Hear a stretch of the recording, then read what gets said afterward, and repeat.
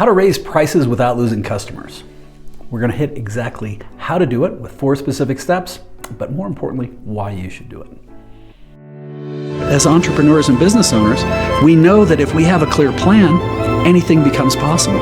And if you can have a clear plan, a clear process to create that plan, and a way to create clarity with your partner or spouse, you can drive to amazing heights. All right, so I've had the good fortune to work with leadership teams, individuals, and companies all around the world for almost 30 years. And there's one unfortunate true fact, especially with small businesses. If you've been in business for more than a few years, there's a high likelihood that you have customers on your books that you're making little or no money on.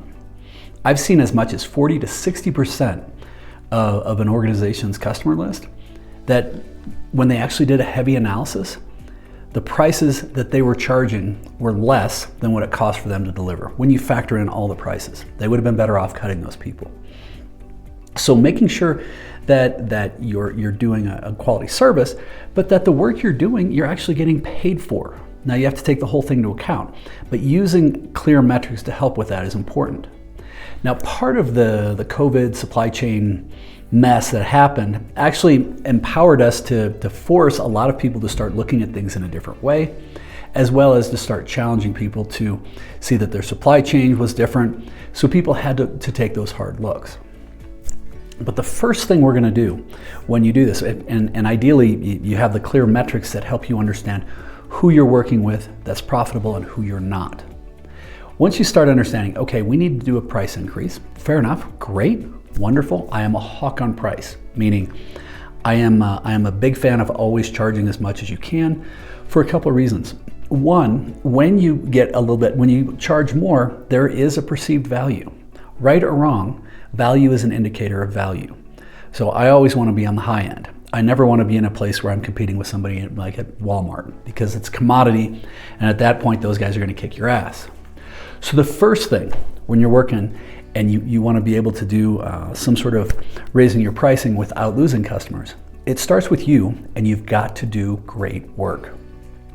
Doing great work, providing great customer service, and making sure that the product is really quality is the cornerstone of this. You want to become your customer's oxygen. They need you for this. You are very frictionless, and you're providing exactly what you're saying you're doing. This is where you may have to have a hard look internally and say, are we doing that? Do we have the best systems and processes in place?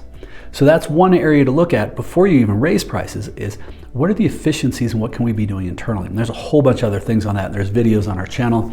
And by the way, you can go to our website, aspiringsolopreneur.com, and we've got a bunch of courses that can help people sort of look through some of these things. But number one, do great work. Number two, be curious. And what I mean by this is, are there additional things or services or things that you could be adding that enhance your product or service? So maybe it's a small little ad, but it's something that people are asking for, or it's a need that they're having that isn't getting fulfilled, and you could fulfill that. And if you could fulfill that for just a little bit, you may be able to add a whole bunch more on top of it. And there, inadvertently, you're raising your prices, but you're also getting a little bit stickier. You're providing more value, but the percentage that it costs you to add that value is very small, but the percentage you're growing it or adding what you're making out of it goes up higher. So being curious, seeing what their needs are, and is there a way that you can enhance or improve your product or service as a part of this? It's like an add-on sale in some respects. Very simple way of looking at that on add-on sales is think about every fast food franchise on the planet. Do you want fries with that? Or do you want a value meal because they're adding everything together? You feel like you're getting a better deal, you're giving them more money, but actually they've raised the total ticket price on you without you even realizing it. All right, the third step is to be direct, but also give them a little bit of runway with it. If you surprise people with it, oh yeah, by the way, we're raising your prices by 15% next week, you're gonna burn bridges, you're gonna piss people off. But if you give them a little bit of runway and say, hey look, this is coming, we'll keep it running for this next quarter, but then after that, I want you to be aware of it so that they can start to anticipate and they can manage their own pricing and how they can improve and adjust things. For me, like I said, I'm a hawk on price, and with my senior advisory work and coaching, I usually maintain pricing for at least a year with somebody, even if I've increased my price throughout that year. And then towards the end of the year, the last quarter, I'll just say, hey, I'll let people know I have raised my prices. We'll be reviewing that at the beginning of next year. And then lastly, don't be afraid of pulling the trigger. I think conflict avoidance is probably the #1 killer of productivity in this country. People are like, yeah, but if we do that, I've known Joe forever, and I golfed with him, and he's been here for 40 years, and it's like, and I understand that you may be great friends with that person, but if that person is actually costing your business more money, which they do a lot, then you're subsidizing a friendship. So don't be afraid of reviewing these, having the hard conversations, and pull the trigger.